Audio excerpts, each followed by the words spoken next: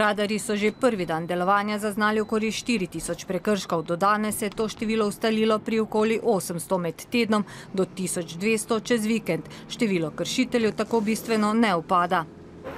Ja, razloga je verjetno več, mogoče tudi zato, ker še nismo izdali niti enega plačilnega naloga. Verjetno, ko bo prišli te položnice na domove teh kršiteljev oziroma ti, ki so prekoračili hitrosti, verjetno tudi še ta številka nekoliko upadla. Prve plačilne naloge za najhujše prekrške lahko pričakujemo že januarja. Kazni za prekoračitve nad 10 km/h pa od 250 do 1200 evrov.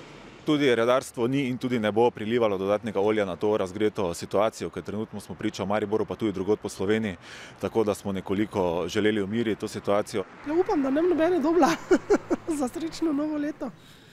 Tako da, kar pazimo zdaj. Sicer pa tam, ko je 70, drugi vozijo 51. Tako da verjetno ne bo tako kritično. Nisem za to. Nekje druge ta denarno dobijo, ne pri teh, ki mislim, da za take male na križiščih ni to smiselno, mislim, da ne. Ja, sem pričakoval, do zdaj še niso, to vem, ne. Verjetno pa bojo, ne, če so že radarje postavljeni, ne. Čeprav se mogoče ne strinjajo. Tisti, ki kršijo, naj plačajo.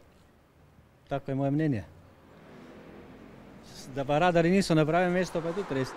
Če bi prišlo do ničnosti pogodbe med občino in Iskrosistemi, pa so glede pravnih posledic za mnenje že zaprosili Ministrstvo za pravosodje in javno upravo.